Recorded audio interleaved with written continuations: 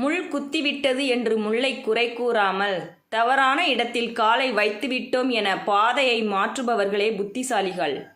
அன்பும் பணமும் ஒரு வகையில் ஒன்றுதான். கொடுப்பது எளிது, திருப்பி பெறுவதில்தான் இருக்கிறது கஷ்டமே.